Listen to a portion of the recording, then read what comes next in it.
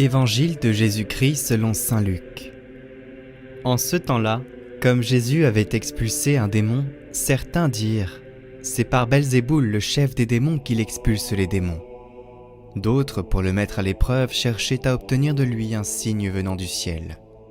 Jésus, connaissant leurs pensées, leur dit « Tout royaume divisé contre lui-même devient désert. Ses maisons s'écroulent les unes sur les autres. Si Satan lui aussi est divisé contre lui-même, comment son royaume tiendra-t-il ? Vous dites en effet que c'est par Belzéboul que j'expulse les démons ? Mais si c'est par Belzéboul que moi je les expulse, vos disciples, par qui les expulsent-ils ? Dès lors, ils seront eux-mêmes vos juges.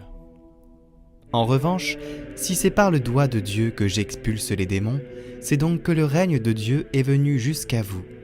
Quand l'homme fort et bien-aimé garde son palais, tout ce qui lui appartient est en sécurité.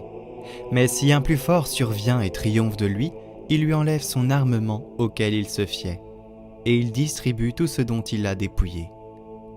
Celui qui n'est pas avec moi est contre moi. Celui qui ne rassemble pas avec moi disperse. Quand l'esprit impur est sorti de l'homme, il parcourt des lieux arides en cherchant où se reposer. Et il ne trouve pas. Alors il se dit « Je vais retourner dans ma maison d'où je suis sorti ». En arrivant, il la trouve balayée et bien rangée. Alors il s'en va, et il prend d'autres esprits encore plus mauvais que lui, au nombre de 7. Ils entrent et s'y installent. Ainsi l'état de cet homme-là est pire à la fin qu'au début.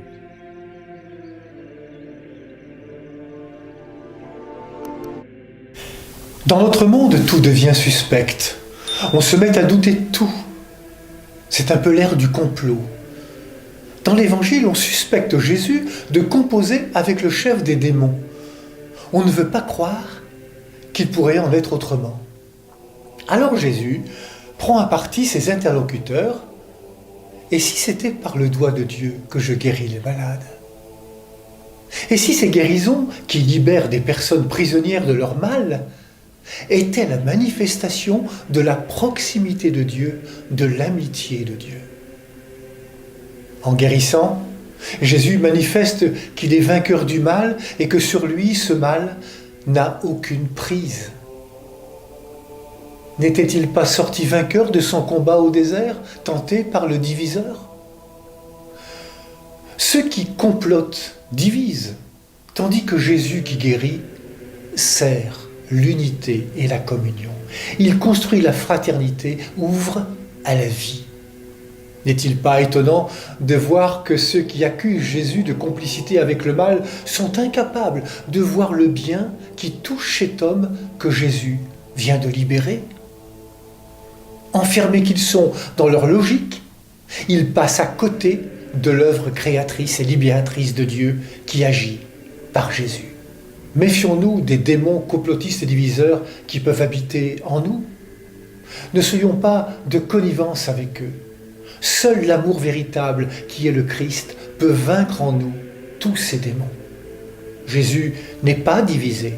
Il offre par ses gestes et ses paroles un chemin d'unification. Et pour cela, il appelle à l'écouter, il appelle à se laisser saisir par son esprit qui prend place à l'intérieur et empêche un autre de venir envahir, détruire la paix et l'unité intérieure. À chacun de choisir en conscience. Moi, je choisis le Christ.